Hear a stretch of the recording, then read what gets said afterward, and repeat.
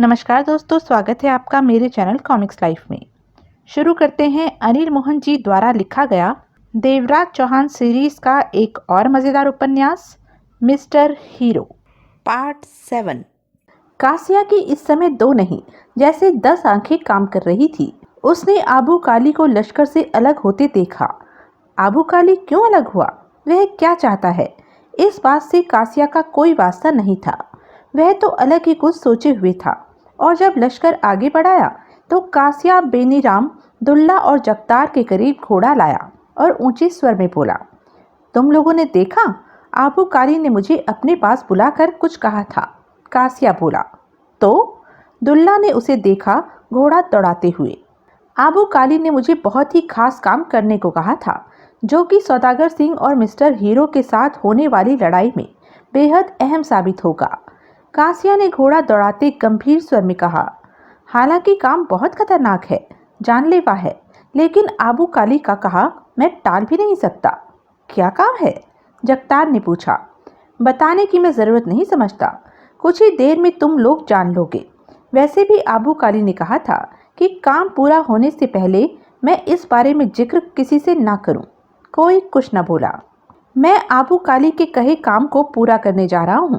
मैं 20-25 मिनट तक फिर तुम लोगों से आ मिलूंगा और तब तक तो सौदागर सिंह और मिस्टर हीरो के साथ जंगबारी शुरू हो चुकी होगी।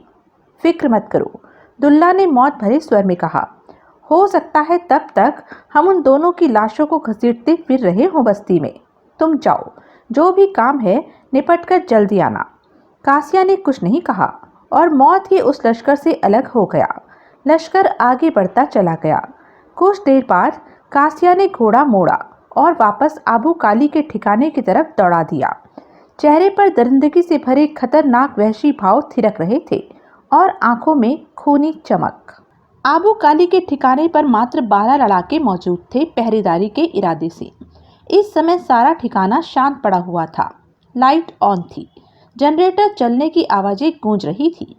आबू काली अपने ठिकाने पर पहुंचा। 4 लड़ाके फौरन उसके पास पहुंचे। आबू काली छलांग मारकर घोड़े से नीचे उतरा और सख्त निगाहों से चारों को देखा। सब ठीक है? जी हाँ। सतर्क रहो, सावधान रहो, वैसे यहाँ कोई खतरा नहीं आएगा। सौदागर सिंह और मिस्टर हीरो को तो इस समय अपनी जान के लाले पड़ने वाले होंगे। आबू काली ने क्रूर स्वर में कहा, आप अभी जाएंगे? जाऊंगा, लेकिन अभी नहीं। मेरे बिना यह जंग समाप्त होने वाली नहीं। आबू काली ने अपने स्वर को हद से ज्यादा खतरनाक बनाकर कहा, यहाँ मुझे जंग से संबंधित कुछ जरूरी काम है। लड़ाके सिर्फ सिर हिलाकर रह गए। उनमें इतनी हिम्मत कहाँ थी जो वह पूछते कि जंग तो वहाँ हो रही है, फिर जंग से वास्ता रखता जरूरी काम यहाँ क्या हो सकता है। जाओ, अपनी ड्यूटी पर जम जाओ। आबू काली शेर की तरह गरजा। कल के सूरज के साथ सौदागर सिंह की सारी हुकूमत हमारी मुट्ठी में होगी और उसकी लाश हमारे पांव में पड़ी होगी। लड़ाके चले गए। आबू काली भीतर प्रवेश कर गया। भीतर प्रवेश करते ही आबू काली का चेहरा तनाव रहित सामान्य हो गया। वह खुद को हल्का महसूस कर रहा था।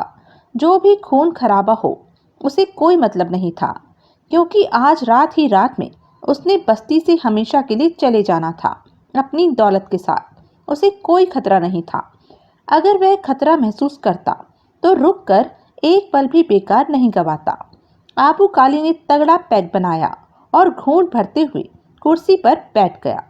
तभी उसके कानों में गोलियों और बारूद के धमाके गूंज उठे। आबू काली के होठों पर बहुत ही खतरनाक मुस्कान रेंगती चली गई। वह समझ गया कि उसके लड़के सौदागर सिंह के ठिकाने पर टूट पड़े हैं। बहुत मरेंगे। सुबह होने तक वहां लाशों का ढेर ऊंचा होता चला जाएगा। चारों तरफ खून ही खून बहता दिखाई देगा, जो सूर्य की रोशनी में चमकेगा। उसे अच्छी तरह मालूम था, यह लड़ाई, छोटी सी जंग सारी रात चलेगी, सुबह से पहले रुकेगी नहीं और उसके पास बहुत वक्त था। दौलत के साथ यहाँ से बस्ती से निकलने के लिए उसे सिर्फ आधे घंटे की जरूरत थी और उसे इस बात की भरपूर तसल्ली थी कि उसकी अथाह दौलत हीरो के रूप में थी, बेशकीमती हीरो के रूप में, जिन्हें साथ ले जाने में किसी तरह की दिक्कत नहीं आएगी। दौलत अगर कैश या सोने के रूप में होती तो फिर परेशानी अवश्य होती। टांगे फैलाई कुर्सी पर बैठा आबू काली तसल्ली भरे अंदाज में विस्की के घूंट भरता रहा। वह खुद को लंबे सफर के लिए तैयार कर रहा था, जो उसने शीघ्र ही दौलत के साथ शुरू तय करना था। आबू काली के वहां पहुंचने के 10 मिनट बाद कासिया वहां पहुंचा। ठिकाने के करीब पहुंचने पर कासिया ने घोड़े की गति इतनी कर ली थी कि घोड़े की टापों की गूंज खामखा दूर तक न जाए। कासिया आबू काली के चंद खास लड़ाकों में से था। आम लड़ाका उसका रुआब मानता था।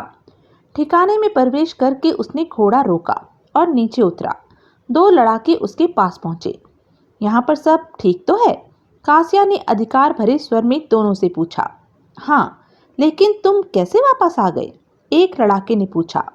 यहाँ की पहरेदारी में किसी बड़े को होना चाहिए, इसलिए मुझे आना पड़ा। ठीक कहते हो, आबू काली के होने पर तो पहरेदारी तगड़ी होनी चाहिए, दूसरा लड़ाका बोला। कासिया के मस्तिष्क को तीव्र झटका लगा। आबू काली यहाँ? इसका मतलब लश्कर से अलग होते ही आबू काली सीधा यहाँ पहुंचा है। क्यों? कासिया के पास इस बात का जवाब नहीं था। वह तो यही समझ रहा था कि ठिकाने पर आबू काली नहीं आएगा जंग के इस मौके पर, परंतु वह आया हुआ था। कासिया मन ही मन सतर्क हो गया। दोनों लड़ाके उसे ही देख रहे थे। जंग का यह बहुत नाजुक वक्त है, कासिया फौरन संभल कर बोला। ऐसे वक्त में आबू काली की सुरक्षा के तगड़े प्रबंध होने चाहिए, परंतु लड़ाकों की कमी होने के कारण तगड़े प्रबंध नहीं हो सकते। खैर, पहरेदारी के लिए मुझे वापस आना पड़ा। कुछ न होने से तो बेहतर ही है। दोनों लड़ाकों ने सिर हिलाए। लेकिन आबू काली जंग शुरू होने से पहले ही क्यों लौट आया? लड़ाके ने पूछा। यह तो आबू काली ही जाने, कासिया ने जल्दी से कहा। लेकिन जहाँ तक मेरा ख्याल है, 1.5-2 घंटे में जब जंग परवान चढ़ जाएगी तो आबू काली जाकर जंग में दखल देगा। जंग के शुरुआती दौर में आबू काली क्या आम लड़ाकों की तरह लड़ेगा? लड़ाके खामोश रहे। आबू काली कहाँ है? भीतर, अपने मकान में। ठीक है, तुम लोग सतर्क रहो।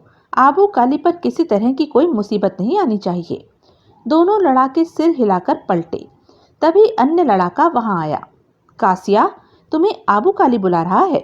मुझे? कासिया के चेहरे पर सख्ती नाच उठी। हाँ, आबू काली को कैसे पता चला कि मैं यहाँ आया हूँ? कासिया ने तुरंत खुद को सामान्य किया। शायद उसने घोड़े की टापें सुन ली होगी, लड़ाका बोला, क्योंकि मुझे बुलाकर पूछा कि घोड़े पर कौन आया है। मैंने तुम्हारा नाम लिया तो आबू काली ने तुम्हें बुला लाने को कहा। मेरे ख्याल में तो वह जंग के बदले आराम के मूड में लग रहा है। क्यों? कासिया ने उसे देखा। वह भीतर आराम से बैठा विस्की पी रहा है, लड़ाके ने स्पष्ट स्वर में कहा। कासिया के होठों पर मुस्कान उभरी। आबू काली जानता है कि जीत उसकी है। इस बात का उसे पूरा भरोसा है कि उसके लड़ाकों के सामने सौदागर सिंह और मिस्टर हीरो नहीं ठहर पाएंगे, इसलिए उसने जीत का जश्न पहले ही शुरू कर दिया है।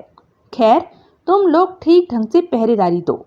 आज रात को किसी भी तरह की लापरवाही नहीं होनी चाहिए। मैं आबू काली के पास होकर आता हूँ। कल पूरी बस्ती पर आबू काली का हमारा अधिकार होगा। कासिया आगे बढ़ गया। वह समझ नहीं पा रहा था कि आबू काली एकाएक जंग का मैदान छोड़कर वापस क्यों आ गया। कारण उसकी सोचों से बहुत परे था। साथ ही साथ कासिया के लिए परेशानी उठ खड़ी हुई थी कि वह जो सोचकर जिस काम के लिए आया है उसे कैसे पूरा कर पाएगा। कासिया जब आबू काली के पास पहुंचा तो एकदम सतर्क और चुस्त नजर आ रहा था। आबू काली उससे क्या बात करेगा वह जानता था और जवाब भी तैयार था उसके पास। आबू काली ने आखिरी घूंट भर कर पैक खाली किया और सामने खड़े कासिया को देखा, जो अभी अभी भीतर प्रवेश करके उसके सामने आ खड़ा हुआ था। पैक तैयार करो कासिया, आबू काली ने उसे घूरते हुए कहा। जी। कासिया ने फौरन आगे बढ़कर आबू काली के हाथ से खाली गिलास लिया और ठीक ठाक पैक तैयार करके गिलास वापस आबू काली के हाथ में थमाकर अपनी जगह खड़ा हो गया। आबू काली ने घूंट भरकर कासिया को देखा। जंग के इस मौके पर तुम्हें यहाँ देखकर वापस आया पाकर मुझे हैरानी हो रही है कासिया। बात आपकी ठीक है, लेकिन इसमें ज्यादा हैरानी की बात नहीं है। कासिया ने किसी अच्छे सेवक की तरह सिर झुकाकर कहा। आपका नमक मेरे जिस्म में खून की तरह दौड़ता है और मुझे हर वक्त उस नमक का ध्यान रहता है कि अपने मालिक का पूरा ध्यान रखूं। आबू काली ने गहरी निगाहों से उसे देखा। तू यहाँ क्यों आया कासिया? मैंने आपको लश्कर से अलग होते देखा, कासिया ने पूर्वता लहजे में कहा। मैं नहीं चाहता था कि कैसे भी किसी भी तरह आपका बाल भी बांका हो। मुझे नहीं मालूम था कि आप क्या करने जा रहे थे, लेकिन इस समय खतरे का वक्त चल रहा था, सो मैं आपके पीछे आ गया ताकि अगर कोई गोली आपकी तरफ बढ़े तो उसे मैं अपनी छाती पर झेल सकूं। आबू काली ने हैरानी से उसे देखा। कमाल है, तुम मेरे इतने बड़े वफादार हो और मुझे आज तक पता ही नहीं चला, कासिया ने कहना जारी रखा। और मैं समझता हूँ कि आपके पीछे आकर मैंने ठीक ही किया। आज सारे हालात खतरों से भरे पड़े हैं और आप यहाँ पर खुले में हैं। 10-12 लड़ाकों की पहरेदारी कोई पहरेदारी नहीं होती। आबू कारी ने घूंट भरकर हौले से सिर हिलाया। अब आपकी पहरेदारी में मैं मौजूद हूँ और निश्चिंत हूँ कि मेरे होते हुए कोई आपका कुछ भी नहीं बिगाड़ सकता। आबू काली के होठों पर एकाएक मुस्कान उभरी। मुझे इस बात की खुशी है कि मेरे पास तुम जैसे वफादार और फिक्रमंद साथी हैं, आबू काली ने कहा। कासिया, अब शंकर लाल नहीं रहा। मुझे विश्वसनीय साथी की जरूरत थी और मेरे ख्याल में तुमसे बढ़िया मुझे कोई और साथी नहीं मिल सकता। कल मैं तुम्हें शंकर लाल की जगह पर सबके सामने घोषित कर दूंगा। कासिया भी मुस्कुराया। आप तो मुझे बहुत बड़ी इज्जत बख्शी दे रहे हैं। तुम हो ही इस काबिल, आबू काली ने मुस्कुराकर कहा। जाओ, बाहर का ध्यान रखो, पहरेदारी दो। वैसे ही खतरे की कोई बात नहीं, यहाँ किसी को हमला बोलने की फुर्सत ही कहाँ होगी। मिस्टर हीरो और सदागर सिंह को अपनी जान बचाने से फुर्सत ही कहाँ होगी। छिपे पड़े होंगे कि कहीं कोई गोली न लग जाए। कासिया, गोलियों गोला बारूद की आवाजें कितनी अच्छी लग रही हैं कानों को। जी हाँ, सौदागर सिंह और मिस्टर हीरो की आखिरी चीखें इन धमाकों में दब कर रह जाएंगी। हाँ, कल सुबह उनकी लाशें देखेंगे। जाओ, तुम बाहर का ध्यान रखो। कासिया बाहर निकल गया। आबू काली के होठों पर जहर भरी मुस्कान फैलती चली गई। कासिया, बात वह नहीं है जो तूने बताई है। तेरे यहाँ आने के पीछे बात कुछ और ही है, लेकिन मैं अब किसी पचड़े में नहीं पड़ना चाहता। तू जो मर्जी कर, मैंने तो आज रात अपनी दौलत के साथ चुपचाप यहाँ से निकल ही जाना है।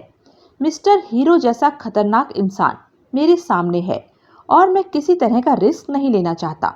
आबू काली की सबको विदा कहने के साथ ही आबू काली हंस पड़ा और फिर विस्की का पैग एक ही सांस में खाली कर दिया। दूर गूंजते गोलियों और बारूद के धमाके उसके कानों में बराबर पड़ रहे थे। देवराज चौहान, जगमोहन, सौदागर सिंह और 20 लड़ाके घुप अंधेरे में खड़े थे। 12 से ऊपर का वक्त हो चुका था। आकाश में चमकते तारे और अटकेलियां करते बादल नजर आ रहे थे। बस्ती का ज्यादातर हिस्सा अंधेरे में डूबा था। अधिकतर लोग सो रहे थे। हर तरफ चुप्पी, खामोशी और सुनसानी व्याप्त थी। वे लोग जहां खड़े थे वह जगह बस्ती के भीतर ही पड़ती थी, परंतु वह जगह सुनसान थी। उनकी मौजूदगी के बारे में कईयों को खबर थी। कईयों की निगाह में थे वे लोग, परंतु यह कोई भी नहीं जानता था कि इनमें मिस्टर हीरो है, सौदागर सिंह है या फिर उसके लड़ाके हैं ये। उन्हें देखने वाले हकीकत से बिल्कुल ही बेखबर थे। देवराज चौहान, जगमोहन या सौदागर सिंह किसी से बात नहीं कर रहे थे। मौजूदा 20 लड़ाकों ने भी मुंह बंद रखे हुए थे। उन्हें हालात के बारे में जरा भी खबर नहीं थी कि क्या होने जा रहा है, उनका इस्तेमाल कहाँ होने वाला है। सौदागर सिंह ने पूरी तरह गोपनीयता रखी थी। वह नहीं चाहता था कि उसकी किसी भी बात की खबर पहले से ही आबू काली तक पहुंच जाए। इस बात का उसे पूरा विश्वास था कि आबू काली के खबरी लड़ाके उसके लड़ाकों में मौजूद हैं। वक्त बीतता चला गया और फिर एकाएक ही बस्ती बारूदी धमाकों और गोलियों की आवाजों से दहल उठी। सौदागर सिंह उछल पड़ा। चेहरे पर क्रूरता के भाव सिमटते चले गए थे। कर दिया, साले आबू काली ने मेरे ठिकाने पर हमला कर दिया, सौदागर सिंह गुर्राया। देवराज चौहान और जगमोहन की आंखें मिली। दोनों के होंठ भिजे हुए थे। वक्त आ गया है, जगमोहन पास आकर देवराज चौहान से बोला। देवराज चौहान ने सिगरेट सुलगाई और सहमति से सिर हिलाया। आबू काली के ठिकाने पर अपना कब्जा करके हमें फौरन उसकी दौलत ढूंढनी है, देवराज चौहान ने गंभीर स्वर में कहा। उसकी दौलत हमें आसानी से भी मिल सकती है और मिलने में कठिनाई भी पेश आ सकती है। क्या मालूम कितने सुरक्षित ढंग से उसने अपनी दौलत रखी हुई है, कैसे इंतजाम कर रखे हैं आबू काली ने। ठीक कहते हो, जगमोहन ने सिर हिलाया। और हमें सौदागर सिंह से भी सावधान रहने की जरूरत है। देवराज चौहान और जगमोहन की आंखें मिली। सौदागर सिंह भी उस दौलत को पाने की चेष्टा कर सकता है, जगमोहन दबे स्वर में बोला। चेष्टा कोई भी करे, देवराज चौहान ने दरिंदगी भरे लहजे में कहा, लेकिन आबू काली जैसे खतरनाक लुटेरे की दौलत लेने हम इस बस्ती में आए हैं और लेकर ही जाएंगे। उस पर हमारा नाम लिखा जा चुका है। जगमोहन के चेहरे पर भी खतरनाक भाव नाच उठे थे। तभी सौदागर सिंह गुस्से में पांव पटकता हुआ उनके पास पहुंचा। उन्होंने मेरे ठिकाने पर हमला कर दिया है, वह दांत पीसकर बोला। तो चिंता क्यों करते हो, वहां जयराम है, जगमोहन बोला। और फिर जवाबी कार्यवाही के लिए तगड़े इंतजाम कर रखे हैं। आबू काली के आदमियों को मुंह की खानी पड़ेगी। वह तो ठीक है, सौदागर सिंह बेहद क्रोध में था। अगर मैं वहां होता तो भी वही होता, वैसा ही होता जैसा कि अब हो रहा है। देवराज चौहान ने सौदागर सिंह की बात काट कर कहा, तुम्हारा चेहरा देखकर आबू काली के लड़ाके हथियार तो डालने से रहे। सौदागर सिंह दांत पीसकर रह गया था। यह लड़ाई कितनी देर चलेगी सौदागर सिंह, देवराज चौहान ने पूछा। रात भर, दिन निकलने पर ही नतीजा सामने आएगा, क्योंकि हर तरफ अंधेरा है, रात का वक्त है और फिर दोनों तरफ के लड़ाकों की संख्या भी काफी है। मरने मारने में वक्त तो लगता ही है। सौदागर सिंह के होठों से गुर्राहट निकल रही थी। जो भी हो, आबू काली जिंदा नहीं बचेगा। वह बचा तो उसे अपने हाथों से मारूंगा। तुम अपने ठिकाने पर हुए हमले पर ध्यान न देकर आगे की तरफ ध्यान दो, देवराज चौहान ने कहा। वहां पर तुम्हारे आदमी अपना काम कर रहे हैं और हमें अपने काम की तरफ ध्यान देना चाहिए। दांत भींची सौदागर सिंह सामान्य होने की चेष्टा करने लगा। यहाँ से चलने की तैयारी करो, हमें तुरंत आबू काली के ठिकाने पर पहुंचना है। सौदागर सिंह पलटा और ऊंची आवाज में सबको तैयार होने को कहा। एक लड़ाका पास आया। चलना कहाँ है, हमें क्या करना है, लड़ाके ने पूछा। गहरे अंधेरे में सौदागर सिंह ने खतरनाक निगाहों से उसे देखा। हरामजादे, हम तेरे साथ हैं, तेरे आगे हैं, समझा या फिर अच्छी तरह समझाऊं? सौदागर सिंह खुद को जब्त करके मौत से भरे स्वर में एक एक शब्द चबाकर कह उठा। लड़ाका फौरन सौदागर सिंह से परे हट गया। 5 मिनट में ही सब चलने को तैयार थे। घोड़ों पर जीने कस दी गई थी और 5 मिनट बाद ही खतरनाक इरादों के साथ काफिला आगे बढ़ा। सबसे आगे सौदागर सिंह, देवराज चौहान और जगमोहन थे। पीछे खतरनाक 20 लड़ाकों की छोटी सी फौज। दूर से आ रहे सुनाई दे रहे गोला बारूद के धमाकों से बस्ती सहम गई थी। अब तो सारी रात ही ये आवाजें गूंजनी थी और अभी तो इस काफिले ने अपना खूनी खेल दिखाना था। देवराज चौहान का इरादा पक्का था कि आबू काली जैसे लुटेरे से हर हाल में उसकी दौलत लूट कर ही रहनी है। और सौदागर सिंह भी पक्का था कि आज उसने आबू काली को खत्म करके बस्ती में फैला रखी 15 सालों से उसकी वहशत को हमेशा हमेशा के लिए खत्म कर देना है। आबू काली इस समय चौथा पैक समाप्त करके हटा था। 1 पौन घंटे में ही 4 मोटे तगड़े पैक निपटा डाले थे। इस समय नशे के कारण उसका चेहरा धधक रहा था, आंखें सुर्ख हो रही थी। अब वह उठने और अपनी सारी दौलत के साथ बस्ती से खिसकने की सोच रहा था कि एकाएक उछल पड़ा। तेज फायरिंग की आवाजें गूंज उठी थी। कई पलों तक तो वह हक्का बक्का सा खड़ा का खड़ा रह गया था। समझ नहीं पाया कि फायरिंग कैसे हुई, करने वाला कौन हो सकता है। धीरे धीरे उसके जबड़ों का कसाव बढ़ता चला गया। दरिंदगी सिमट कर चेहरे पर अपना कब्जा जमाने लगी। निगाहें प्रवेश करने वाले दरवाजे पर टिक चुकी थी। दोनों रिवॉल्वरें होल्स्टर में मौजूद थी, परंतु वह किसी भी पल हाथों में आ सकती थी। आबू काली बाहर जाकर असली हालात से वाकिफ होना चाहता था, परंतु बाहर नहीं गया। वह जानता था कि फायरिंग में झांकना भी खतरनाक था। तभी एक लड़ाका भागता हुआ भीतर आया। आबू काली की खूंखार निगाह उस पर जा टिकी। बाहर क्या हो रहा है? आबू काली गुर्राया। पता नहीं, लड़ाका जल्दी से बोला। कुछ लोगों ने अचानक ही हमला बोल दिया है। कौन लोग हैं वो? मालूम नहीं हो सका। आबू काली के होठों से गुर्राहट निकली। कितने हैं? मेरे ख्याल में 20 तो जरूर होंगे। 20?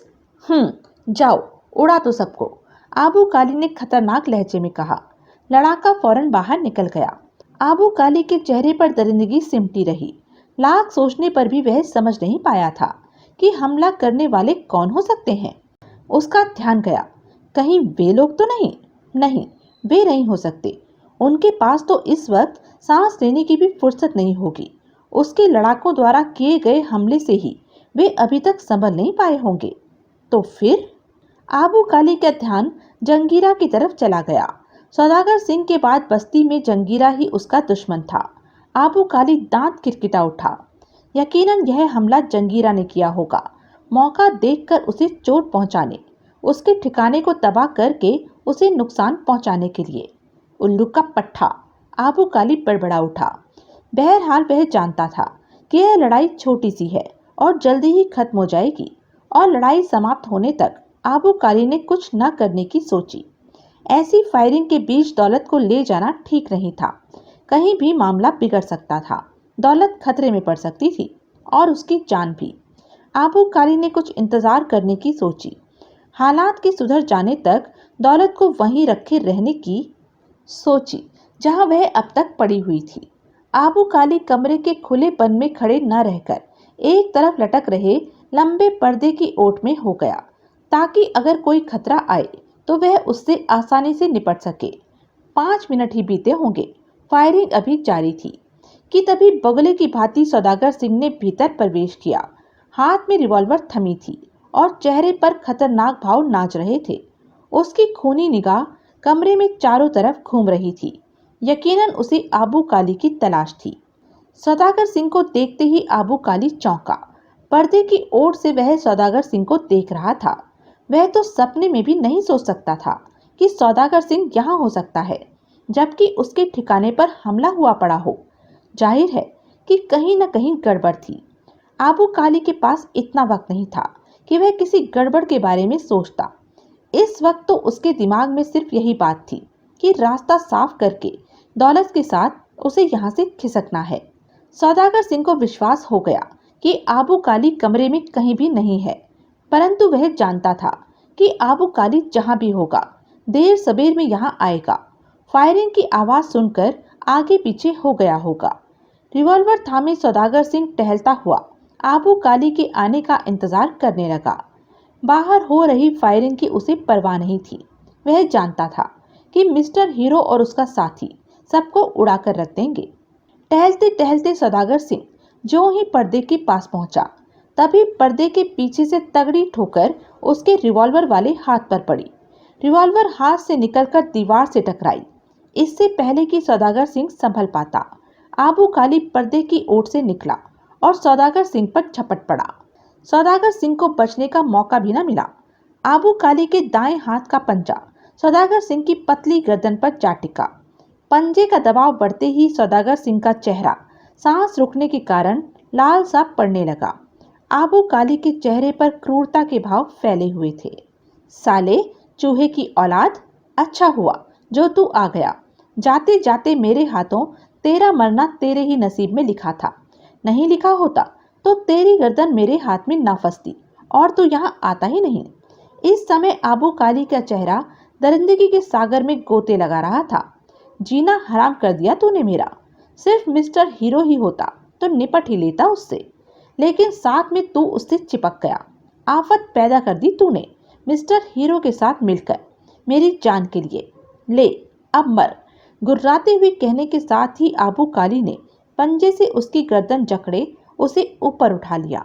हवा में ही सौदागर सिंह का नन्हा सा शरीर तड़प उठा।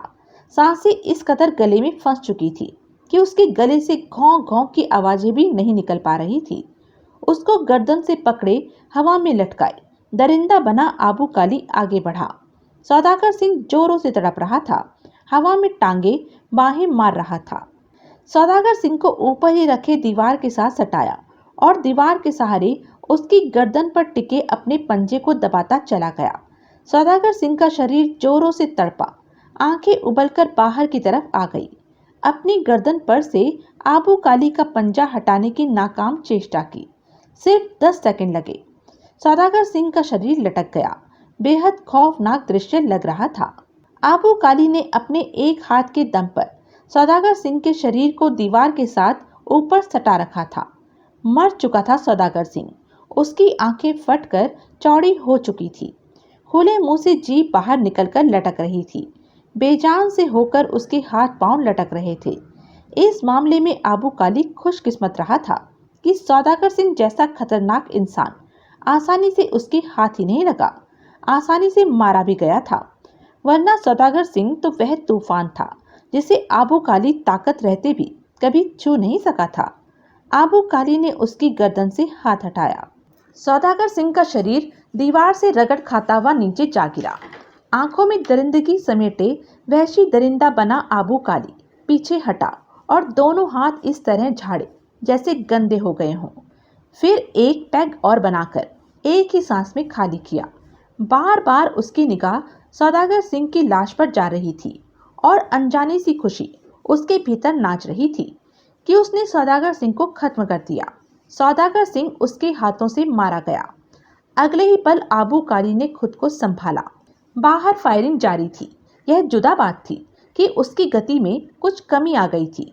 खामखा कोई और खतरा आए, कोई गड़बड़ हो, उसकी जान पर आ बने, उसे दौलत के साथ फौरन यहाँ से खिसक जाना चाहिए। आबू काली मिस्टर हीरो को अपने दिमाग से नहीं निकाल पा रहा था, जिसने 2 दिन में ही उसके 15 सालों से जमे धंधे को हिलाकर रख दिया था। उसे इस बात का एहसास था कि मिस्टर हीरो खतरनाक लड़ाका है। आबू काली किसी भी कीमत पर मिस्टर हीरो के सामने पड़कर अपनी मौत को दावत नहीं देना चाहता था। यह बात नहीं कि आबू काली कमजोर या डरपोक था, परंतु वह सावधानी पहले इस्तेमाल करता था, इसलिए मिस्टर हीरो के सामने पड़ना ही नहीं चाहता था। सारी सोचे, सब ख्याल, हर बात छोड़कर आबू काली तेजी से पलटा और भीतर की तरफ बढ़ गया। एक कमरा पार किया, फिर दूसरा, फिर तीसरा, चौथे कमरे में पहुंचकर ठिठका। कमरे में फर्श पर कालीन बिछा हुआ था, जिसके ऊपर बैठने के लिए थोड़ा बहुत फर्नीचर मौजूद था, परंतु इस समय फर्नीचर एक तरफ दीवार के साथ लगा हुआ था, कालीन को गोल करके एक तरफ लगाया हुआ था। फर्श लकड़ी का था, उसके बीच में 2 बाई 2 फीट का फट्टा हटा हुआ था और उस खाली जगह में नीचे जाने के लिए सीढ़ियां नजर आ रही थी। यह सब देखकर हक्का पक्का सा रह गया था आबू काली। उसका चेहरा इस तरह सिकुड़ गया था जैसे किसी ने ठीक ठाक ढंग से निचोड़ दिया हो।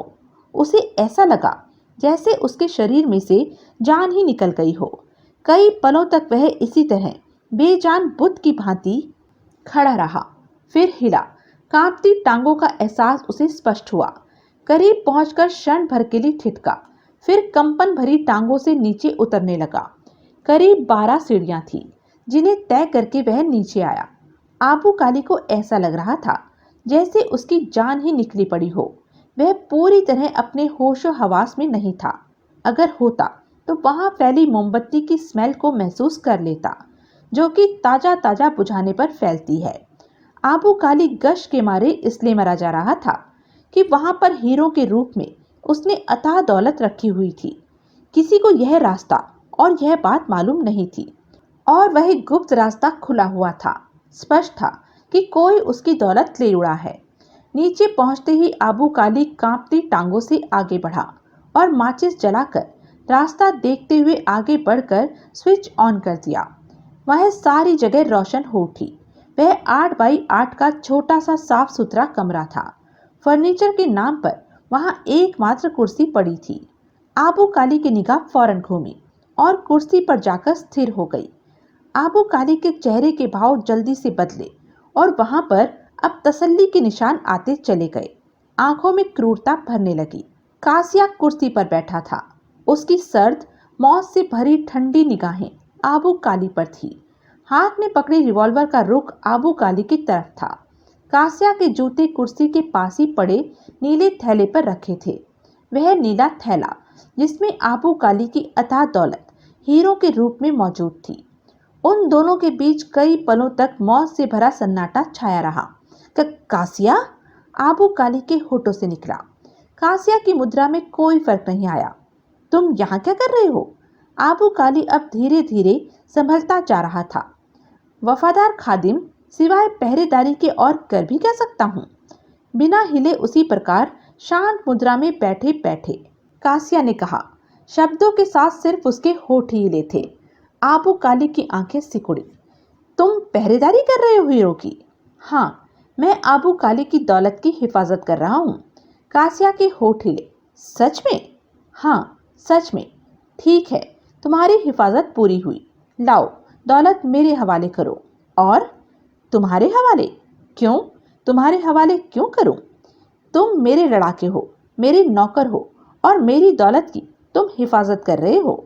मैंने यह अवश्य कहा है कि तुम्हारी दौलत की मैं हिफाजत कर रहा हूँ, लेकिन यह तो नहीं कहा कि तेरी दौलत तुझे दूंगा।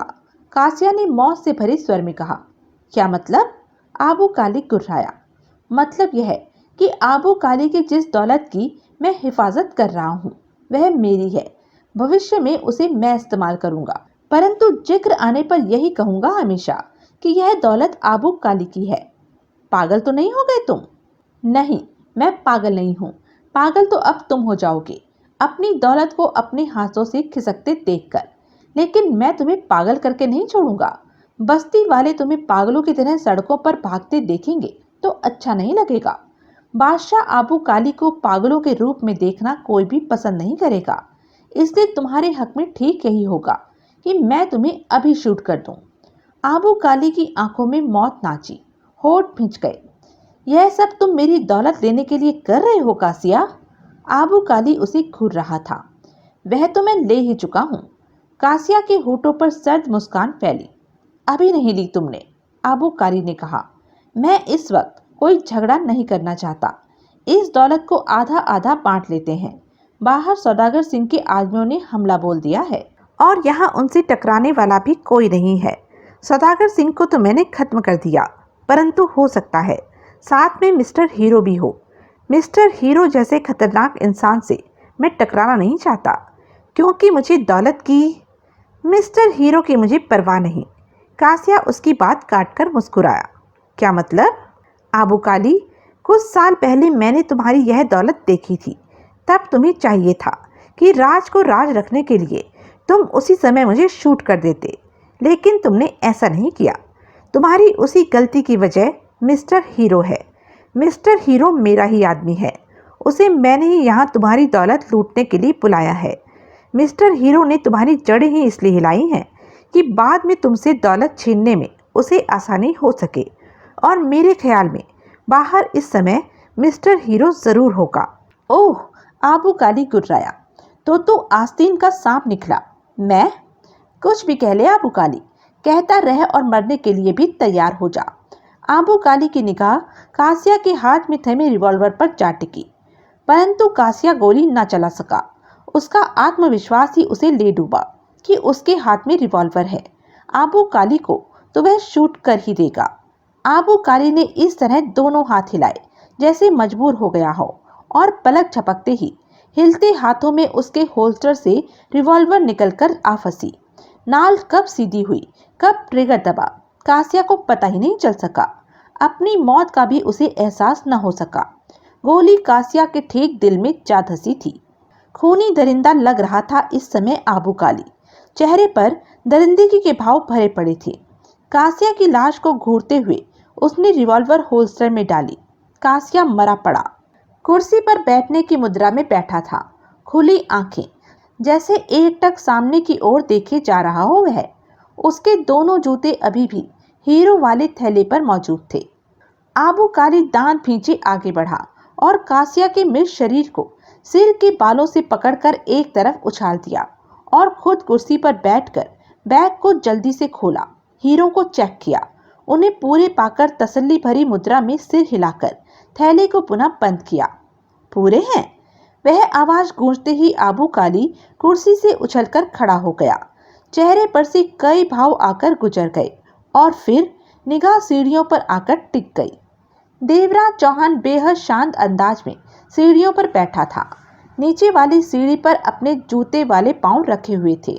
दोनों कोहनियां घुटने पर थी और हाथ आगे की तरफ। दाएं हाथ में रिवॉल्वर फंसी हुई थी, जिसकी नाल लापरवाही भरे अंदाज में नीचे की तरफ झूल रही थी। होठों में सिगरेट फंसी सुलग रही थी। देवराज चौहान ने कष्ट लेकर सिगरेट को बाएं हाथ की उंगलियों में फंसाया। आबू काली हक्का पक्का सा उसे देखे जा रहा था। थैले में पड़ी तुम्हारी दौलत पूरी है ना आबू काली? देवराज चौहान का स्वर बेहद शांत था। आबू काली को जैसे होश आया। उसने जल्दी ही सूखे होठों पर जीभ फेरी। कौन हो तुम? कौन हो सकता हूं मैं? देवराज चौहान सर्द अंदाज में मुस्कुराया। आबू काली देवराज चौहान को देखता रहा। अगले ही पल उसकी आंखें फैल गई। Mister hero?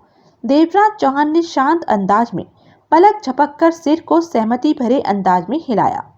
आबू काली का चेहरा दहशत के सागर में डूब गया। कई पलों तक उसके होठों से बोल नहीं फूटा।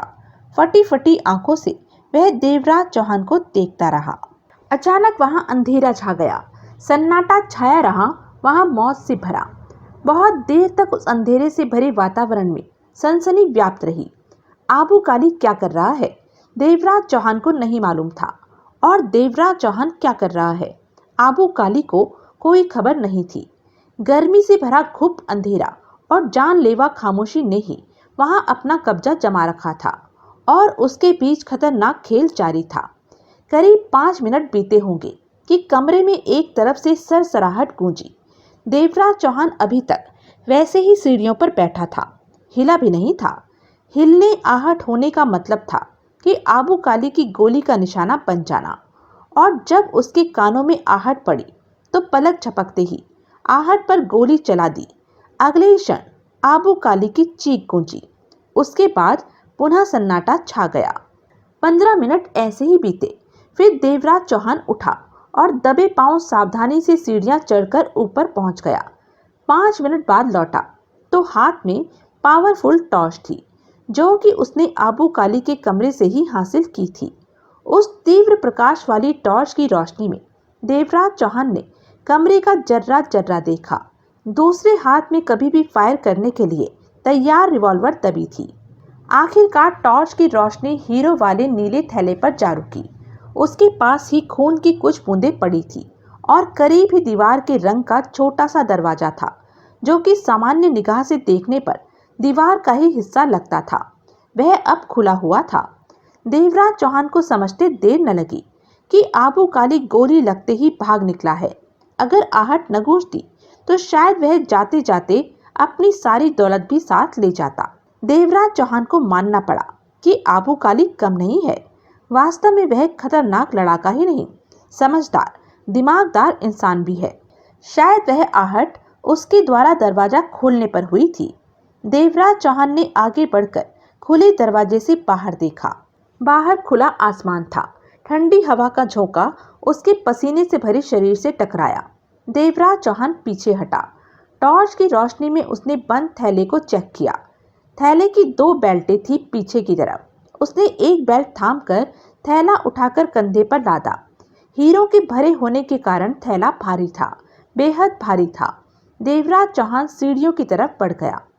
जब ऊपर आबू काली के कमरे में पहुंचा तो उसने जगमोहन को वहां मौजूद पाया।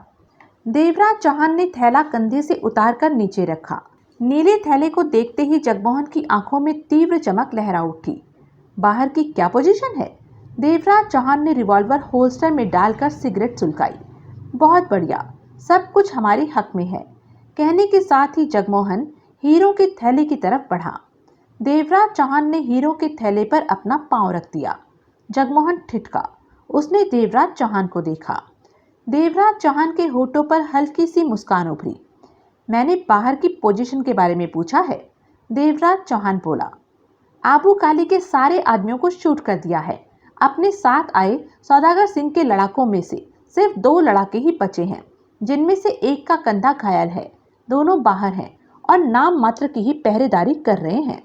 जगमोहन ने जल्दी से कहा, अब जरा अपने जूते को हीरो के थैले से रुखसत करो, जरा आंखें तो सेक लेने दो। देवराज चौहान ने थैले पर से पांव हटा लिया। जगमोहन ने भूखे जानवर की तरह झपट्टा मारकर थैले का मुंह खोला तो एकाएक उसका चेहरा थैले के भीतर से उभरती रंग बिरंगी रोशनियों से चमक उठा। हीरो की चमक ने जगमोहन का चेहरा इतना बिगाड़ दिया था कि देवराज चौहान के लिए उसका चेहरा पहचानना कठिन होने लगा। जगमोहन की आंखें फटी की फटी रह गई थी। दिल धक रह गया था। थैले में रंग बिरंगे छोटे बड़े तरह तरह के आकार के हीरे पड़े अपनी पूरी शक्ति के साथ चमक रहे थे। कई पलों तक जगमोहन ठगा सा रह गया। फिर उसने कांपते हुए अपने दोनों हाथ थैले में डाले और खुली हथेलियों में हीरे भरकर बाहर निकाले। सख्ते से भरी निगाह खुली हथेली पर मौजूद हीरों पर टिकी रही। बर्दाश्त नहीं हो रही इतनी दौलत। देवराज चौहान की आवाज जगमोहन के कानों में पड़ी। जगमोहन ने हैरानी से भरी निगाहों से देवराज चौहान को देखा। यह हीरे तो बहुत कीमती हैं। जगमोहन के होठों से निकला। हाँ, अरब को छूती हुई करोड़ों की दौलत होगी या फिर कुछ ज्यादा। सुनते ही जगमोहन ने हथेली में चमक रहे हीरों को वापस थैले में डाला और जल्दी से उसका मुंह बंद करके गर्दन घुमाकर दरवाजे को देखा कि वहां कोई खड़ा तो नहीं है। देवराज चौहान उसकी हक्की बक्की हालत पर मुस्कुराया। लेकिन एक बहुत बड़ी दिक्कत मेरे सामने आ खड़ी हुई है। इस दौलत का तीसरा हिस्सा कासिया के पास जाएगा? नहीं जाएगा। देवराज चौहान के होठों पर बराबर मुस्कान छाई हुई थी। नहीं जाएगा? जगमोहन ने अजीब सी निगाहों से देवराज चौहान को देखा। नहीं, आज पहली बार है कि मामला मेरी समझ से बाहर हो रहा है। जगमोहन की सिकुड़ चुकी निगाहें देवराज चौहान के चेहरे पर टिक चुकी थी।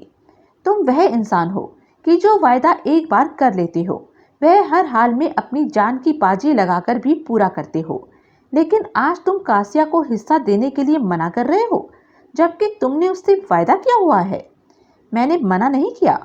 मुस्कुराहट थी होठों पर देवराज चौहान के। मैंने तो कहा है हिस्सा कासिया के पास नहीं जाएगा क्योंकि वह मर चुका है। कैसे? हाँ, नीचे गुप्त कमरा है, वहां मरा है। देवराज चौहान का स्वर गंभीर हो गया। शायद कासिया ने मालूम कर लिया था कि आबू काली ने अपनी दौलत कहाँ रखी है। कुछ देर पहले कासिया वहां हीरो को लेने के लिए पहुंचा। आबू काली भी वहां पहुंच गया। कासिया से पहले ही आबू काली ने उसे शूट कर दिया। ओह! जगमोहन के होठों से गहरी सांस निकल गई। कासिया ने जल्दी कर दी। उसे चाहिए था या तो थोड़ा सा इंतजार करता या फिर हमें खबर कर देता कि आबू काली की दौलत कहाँ मौजूद है। देवराज के स्वर में अफसोस था। जगमोहन सिर हिलाकर रह गया। फिर एकाएक बोला, और आबू काली? आबू काली कहाँ है? वह गुप्त कमरे के गुप्त रास्ते से भाग निकला है। देवराज चौहान ने कहा। आबू काली अच्छा लड़ाका और समझदार इंसान है। वह दौलत छोड़कर इस तरह नहीं भागता, परंतु वह मुझसे बहुत खौफ खाया हुआ था। मिस्टर हीरो के नाम की दहशत उसके दिलो दिमाग पर हावी थी। अगर ऐसा न होता तो वह अपनी जान बचाने की खातिर भागता नहीं, अपनी दौलत को बचाने की भरपूर कोशिश करता। और आबू काली जैसा लड़ाका मुझसे मुकाबला करने के काबिल था। जो थोड़ा बहुत मैंने उसे पहचाना, उसी के आधार पर यह बात कह रहा हूँ। लेकिन उस पर छाया मिस्टर हीरो का भय जीत गया। जगमोहन देवराज चौहान को गंभीर निगाहों से देखता रहा। तुम्हारा क्या ख्याल है? आबू काली जैसा इंसान अपनी दौलत को भूल जाएगा? नहीं, वह हरगिज नहीं भूलेगा। देवराज चौहान ने सिर हिलाया। वह याद रखेगा। अब देखना यह है कि वह हमसे दौलत हासिल करने की चेष्टा करता है या नहीं, कामयाब होता है या नहीं। जगमोहन जल्दी से बोला। इस वक्त बस्ती के हालात ऐसे हैं कि किसी के पास दाएं बाएं देखने की फुर्सत नहीं। ऐसा बढ़िया मौका हमें फिर नहीं मिलेगा। इस दौलत के साथ हमें चुपचाप यहाँ से खिसक जाना चाहिए। देवराज चौहान मुस्कुराया। हम यहाँ जंगी बस्ती में चोरी करने नहीं आए थे, लूटने आए थे। और लुटेरे कभी भी चोरी छिपे नहीं भागा करते। वह दिन के उजाले में आते हैं और जाते भी दिन के उजाले में हैं। देवराज चौहान का स्वर गंभीर होता चला गया। इसलिए हम दिन के उजाले में ही सबके सामने जाएंगे। डरपोक लोगों की तरह रात के अंधेरे में नहीं जाएंगे। जगमोहन के चेहरे पर खींच के भाव उभरे। ऐसी बहादुरी दिखाई तो दौलत हमारे हाथों से निकल भी सकती है। यह कौन सी हमारी है? निकल गई तो निकल गई। जो चीज़ किस्मत में नहीं है वह हमें किसी भी हाल में नहीं मिल सकती, और जो चीज़ किस्मत में है वह हमें हर हाल में मिलकर ही रहेगी। तुम आबू काली को भूल रहे हो। वह मैं किसी को नहीं भूल रहा, देवराज चौहान ने गंभीर स्वर में कहा। लेकिन जंगी बस्ती से मिस्टर हीरो रात के अंधेरे में चला गया तो लोग मेरे लिए डरपोक शब्द का इस्तेमाल करेंगे। क्या यह तुम्हें अच्छा लगेगा? नहीं, जरा भी अच्छा नहीं लगेगा। जगमोहन की निगाह देवराज चौहान के चेहरे पर थी। लेकिन यह भी तो अच्छा नहीं लगेगा कि दिन के उजाले में इतनी मोटी दौलत हमारे हाथों से निकल जाए। देवराज चौहान मुस्कुराया। एक रास्ता है, जगमोहन बोला। क्या? मैं दौलत लेकर बस्ती से अभी निकल जाता हूँ, तुम दिन के उजाले में। नहीं, हम दोनों एक साथ दौलत के साथ बस्ती से दिन के उजाले में निकलेंगे। देवराज चौहान के होठों पर मुस्कुराहट थी और शब्दों में दृढ़ता भरी हुई थी। जगमोहन गहरी सांस लेकर दूसरी तरफ देखने लगा। कई पलों तक उनके बीच खामोशी छाई रही। फिर जगमोहन ही बोला, सौदागर सिंह की लाश देखी? हाँ, देवराज चौहान ने गंभीरता से सिर हिलाया और दोनों की निगाहें दीवार के पास पड़ी सौदागर सिंह की लाश पर जा टिकी, जो बहुत ही विभत्स लग रही थी। पश्चिम से सूर्य निकलकर धीरे धीरे सिर पर चढ़ने लगा था। सुबह के 8 बज रहे थे। रात को छिड़ी आबू काली और सौदागर सिंह के आदमियों के बीच जंग समाप्त हो चुकी थी। कौन जीता कौन हारा, इस बात का फैसला करने के लिए सौदागर सिंह जिंदा नहीं था और आबू काली की किसी को खबर नहीं थी। दोनों तरफ के लड़ाके मरे थे, लगभग सभी मरे थे। अगर कुल मिलाकर 20-30 लड़ाके बचे भी थे तो उन्हें बचना नहीं कहा जा सकता था, क्योंकि आधे तो बुरी तरह घायल थे, जिनके बचने मरने की कोई गारंटी नहीं थी। जयराम भी मारा गया था। जंगी बस्ती में हर तरफ चुप्पी थी। लड़ाके सौदागर सिंह के तबाह हो चुके ठिकाने पर जाते और खून से सनी लाशों के ढेर पर निगाह मारकर वापस आ जाते। सहमापन हर तरफ व्याप्त था। देवराज चौहान और जगमोहन चलने के लिए तैयार थे।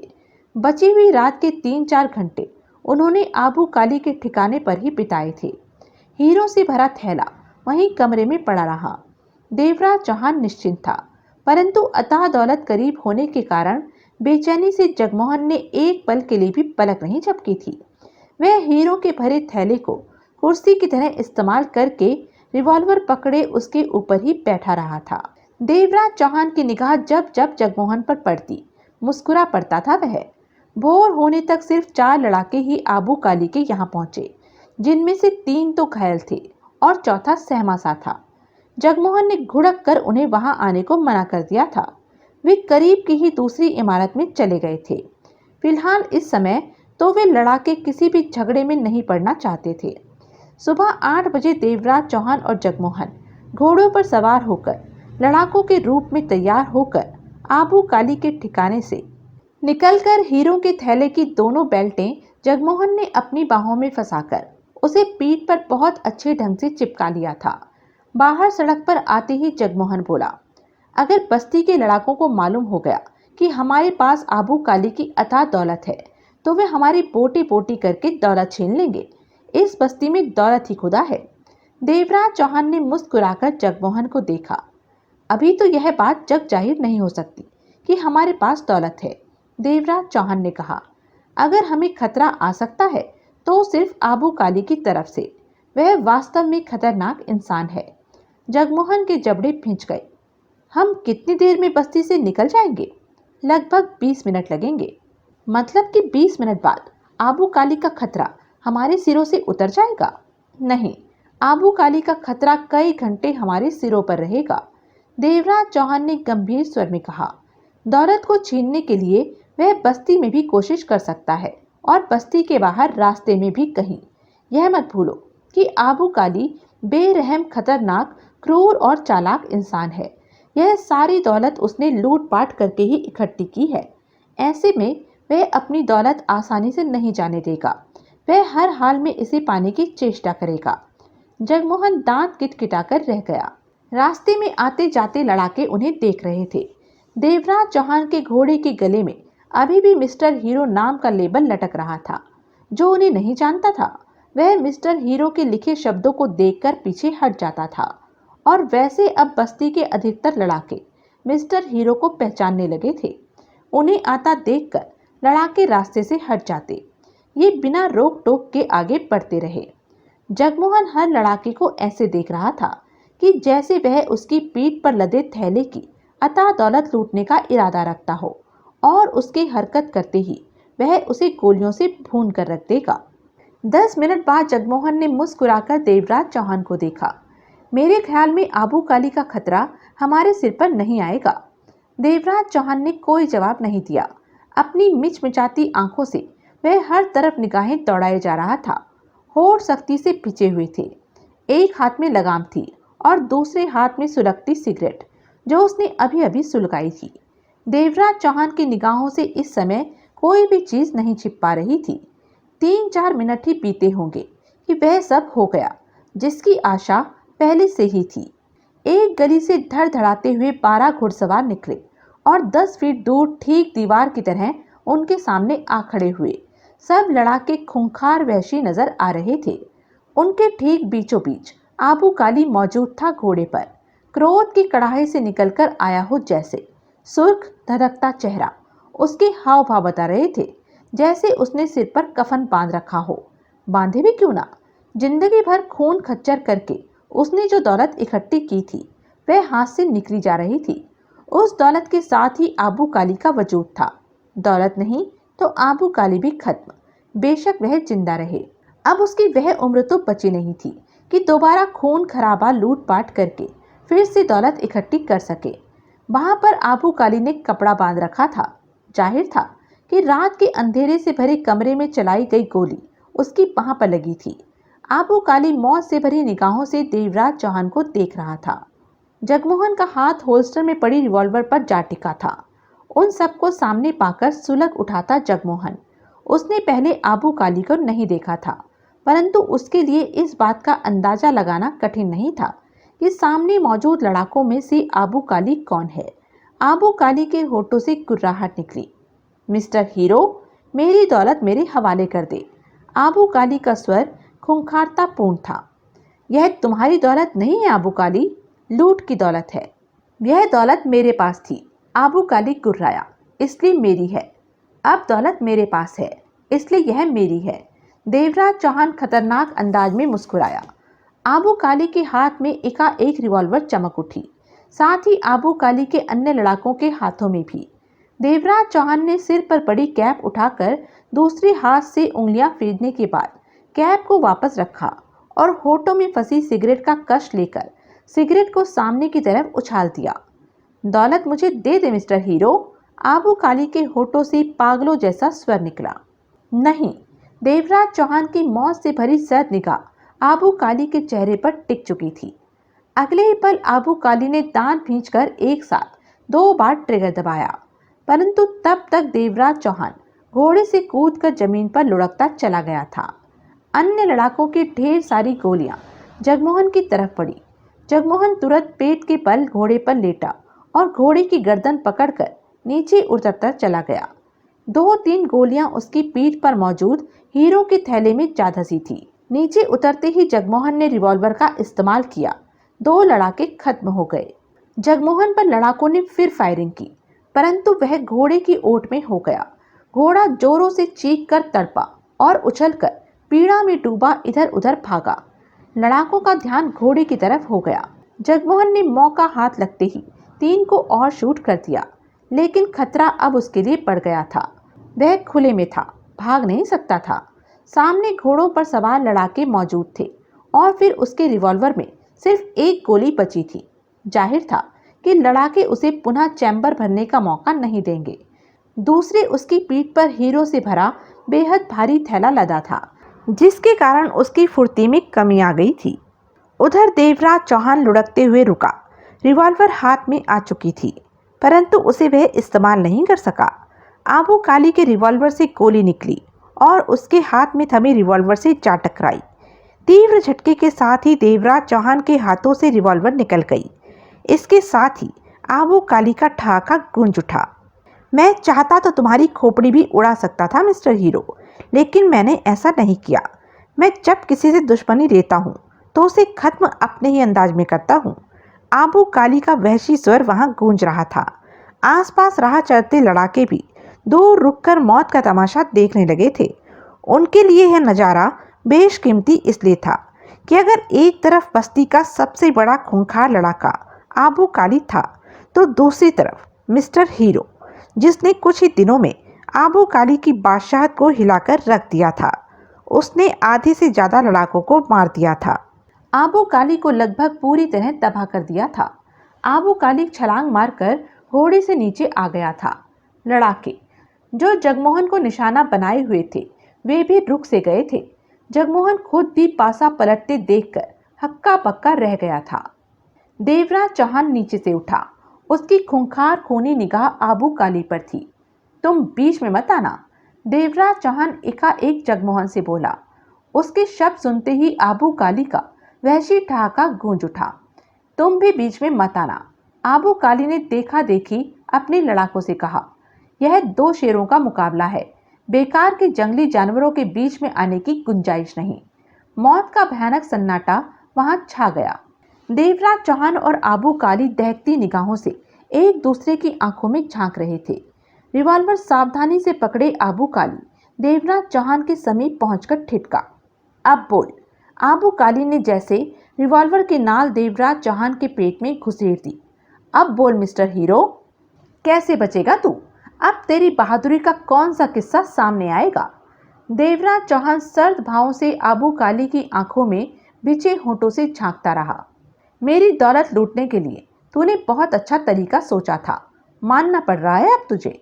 बस्ती में पहुंचते ही मेरे लड़ाकों को शूट करना शुरू कर दिया।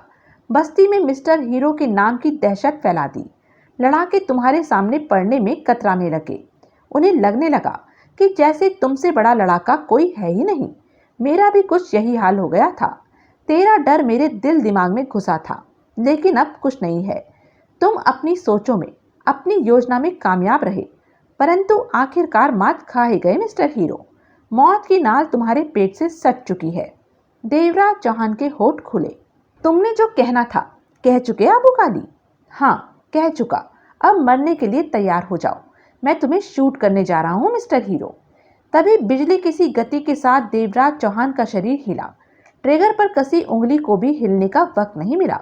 आबू काली समझा, लेकिन तब जब सब कुछ हो गया। देवराज चौहान ने पेट को जरा सा भीतर की तरफ सिकोड़ा और आबू काली की कलाई को अपने हाथ की उंगलियों की लोह गिरफ्त में जकड़कर खुले में कर दिया। यह सब होते देखकर आबू काली दांत खिटखिटा उठा और पूरी शक्ति लगाकर रिवॉल्वर वाले हाथ का रुख देवराज चौहान की तरफ करने की चेष्टा करने लगा। इसमें कोई शक नहीं कि आबू काली असीम शक्ति का मालिक था, परंतु वह पकड़ भी देवराज चौहान की थी। जोर लगाने की चेष्टा में आबू काली का चेहरा धधक कर लाल सुर्ख होने लगा। अब बोला आबू काली। देवराज चौहान के होठों से मौत से भरा सर्द स्वर निकला। तुम मेरे हाथों बचेगा नहीं कुत्ते। मैं? देवराज चौहान के होठों से खूंखारता भरी सर्द हंसी निकली। मैं बच चुका हूँ, अब तू मेरा कुछ नहीं बिगाड़ सकता। तेरी मौत हो चुकी है, जो तुझे नजर नहीं आ रही। कहने के साथ भिजे दांतों से देवराज चौहान ने पैंट में फंसा रखी कासिया के हथियारों वाले थैले में से ली हुई रिवॉल्वर निकाली और उसकी नाल आबू काली के गले से सटा दी। मौत की दहशत से आबू काली की आंखें चौड़ी हो गई। यह क्या कर रहा है बेवकूफ? आबू काली के होठों से फटाफटा सा स्वर निकला। तुझे गोली मार रहा हूं। नहीं! आबू काली गला फाड़कर चीखा। देवराज चौहान ने ट्रिगर दबा लिया। आबू काली की गर्दन के चीथड़े चीथड़े उड़ गए। गले की हड्डी भी टूट गई। गर्दन इस तरह टूटकर एक तरफ लटक गई, जैसे पेड़ का तना टूटकर एक तरफ झुककर लटकने लगता है। देवराज चौहान ने उसकी कलाई छोड़ दी। वह बेजान सा पीठ के बल नीचे जा गिरा। देवराज चौहान ने खूंखार निगाहों से लड़ाकों को देखा, जो अविश्वास भरी निगाहों से हक्के पक्के आबू काली को देख रहे थे। जगमोहन तब तक अपनी रिवॉल्वर का चैम्बर भर चुका था। उसी समय वातावरण घोड़ों की टापों से गूंज उठा। सबकी निगाहें घूमती चली गई। वह 25-30 लड़ाके घुड़सवारों का काफिला था, जो धूल उड़ाता हुआ आधे मिनट में उनके पास आ चुका था और देखते ही देखते उन्होंने सबको घेर लिया था। देवराज चौहान और जगमोहन की आंखें सिकुड़ गई। उन घुड़सवारों को 2 इंसान कमांड कर रहे थे। एक वजीरा सिंह था, जो कि इस समय बेहद खतरनाक नजर आ रहा था, और दूसरा उसका साथी घुड़सवार लड़ाका तो उससे भी खतरनाक नजर आ रहा था। चेहरे पर क्रूरता ही क्रूरता नाच रही थी उसके। आंखों में मौत की चमक हर समय विद्यमान रहती थी, जैसे वह हर वक्त किसी का कत्ल करने पर आमादा हो। दांत भींचे वजीरा सिंह और वह लड़ाका घेरे के बीच अपने घोड़ों पर सवार माहौल का नजारा करते रहे। देवराज चौहान रिवॉल्वर थामे वजीरा सिंह को घूरे जा रहा था। जगमोहन का घोड़ा एक तरफ मरा पड़ा था। वजीरा सिंह ने अपने घोड़े को देवराज चौहान के पास रोका। नीचे पड़ी आबू काली की लाश को देखने के बाद उसकी निगाहें देवराज चौहान पर जा टिकी। देवराज चौहान एकटक वजीरा सिंह को देखे जा रहा था। आबू काली के खून के छींटे उसके चेहरे पर पड़े होने के कारण उसका चेहरा और भी भयानक लग रहा था। तुम ठीक हो मिस्टर हीरो? वजीरा सिंह के होठ खुले। देवराज चौहान उसी प्रकार वजीरा सिंह को देखता रहा। मैं जानता हूँ इस समय तुम क्या सोच रहे हो मिस्टर हीरो। तुम्हारी जगह मैं भी होता तो शायद ऐसा ही सोचता, लेकिन गलत मत सोचो। वजीरा सिंह एहसान फरामोश नहीं है। मेरी रिवॉल्वर तो क्या, मेरी गर्दन भी तुम्हारे सामने ऊपर नहीं उठ सकती। यहाँ पर जब पहली गोली की आवाज़ गूंजी तो मैं समझ गया कि गोली तुमसे वास्ता रखती है, क्योंकि रात जो खून की नदी बस्ती में बही है उसे देखते हुए एक आध दिन तो बस्ती का कोई भी लड़ाका फायरों में खेलने की चेष्टा नहीं करेगा। और मैं आ गया यह सोचकर कि शायद तुम्हें मेरी सहायता की जरूरत हो, परंतु यहाँ ऐसा कुछ भी नहीं है। तुम सारा मामला निपटा चुके हो। मेरे साथ जंगीरा और उसके साथी हैं। जंगीरा मेरे कहने से बाहर नहीं जाएगा। देवराज चौहान के होठों पर मुस्कान उभरी। रिवॉल्वर उसने होल्स्टर में डाल ली। आबू काली को मारकर तुमने बहुत बड़ा काम किया है। जंगीरा को बहुत फायदा हो गया। अब वह सौदागर सिंह भी मारा जा चुका है। देवराज चौहान ने कहा। मारा जा चुका है? वजीरा सिंह चौंका। हाँ, आबू काली ने सौदागर सिंह को बुरी मौत मारा है। देवराज चौहान के ये शब्द जंगीरा के कानों में भी पड़ गए थे। घोड़े पर बैठा जंगीरा खुशी से उछलने लगा। दोनों मर गए। वाह, मजा आ गया। अब मैं बस्ती का सबसे बड़ा हुक्मरान बन गया। मैं जंगीरा ने फौरन वजीरा सिंह को देखा। वजीरा सिंह ने उसे इशारा किया और उसका इशारा समझकर जंगीरा ने अपने लड़ाकों को इशारा किया। अगले ही पल लड़ाकों के हाथों में पकड़े रिवॉल्वर गरज उठे। बचे खुचे आबू काली के लड़ाके भी खत्म हो गए। जंगीरा की खुशी का अंत नहीं था। वह घोड़े पर बैठा हाथ में रिवॉल्वर पकड़े नीचे जा रहा था। मैं बस्ती से जा रहा हूँ वजीरा सिंह। हाँ। वजीरा सिंह की निगाह जगमोहन की पीठ पर मौजूद थैले पर पड़ी। तुम्हारा काम हो चुका है। देवराज चौहान के इशारे पर जगमोहन पास आया। देवराज चौहान ने पीठ पर मौजूद थैले का मुंह खोला और मुस्कुराकर वजीरा सिंह से कहा, 2 हाथों में एक ही बार में जितने हीरे भर सकते हो भर लो, वह तुम्हारे। क्या? वजीरा सिंह हैरान हो उठा। जल्दी करो, अब मैं यहाँ ज़्यादा देर नहीं रुकना चाहता। वजीरा सिंह ने अपने दोनों हाथ हीरों के थैले में डाल दिए। जगमोहन सकपकाया। कम लेना, जगमोहन जल्दी से बोला। वजीरा सिंह ने दोनों हाथों में भरकर थैले में से हीरे निकाल लिए। देवराज चौहान ने थैले का मुंह बंद किया और वजीरा सिंह की भरी हथेलियों में मौजूद हीरों को वजीरा सिंह के कपड़ों जेबों में डालने में मदद की। यह सब देखकर जंगीरा ठहाका लगा उठा। तुम ग्रेट हो mister hero, great. Wazira Singh का स्वर खुशी से कांप उठा। वजीरा सिंह, इस बस्ती में मुझे सिर्फ तुम ही इंसान लगे हो, अच्छे आदमी लगे हो। देवराज चौहान ने मुस्कुराकर उसका कंधा थपथपाया और घोड़े की तरफ बढ़ गया। जगमोहन ने मिनमिनाकर वजीरा सिंह को देखा। साले, आधा थैला खाली कर दिया। आधा थैला?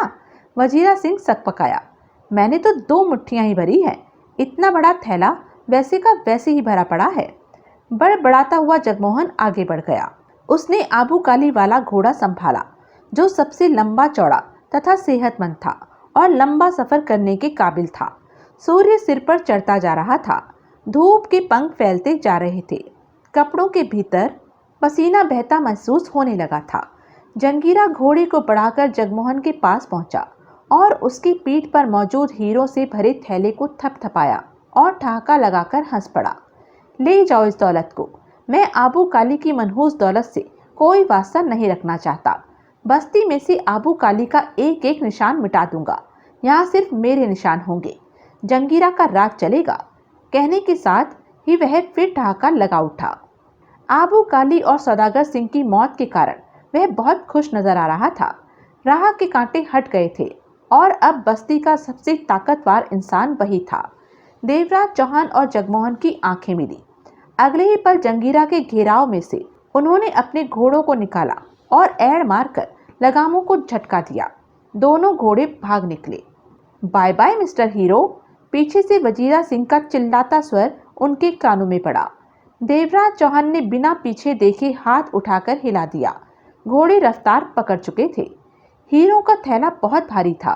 इस तरह पीठ पर लाद कर घोड़ी का सफर करना दिक्कत से भरा था, परंतु जगमोहन को किसी प्रकार की दिक्कत नहीं हो रही थी।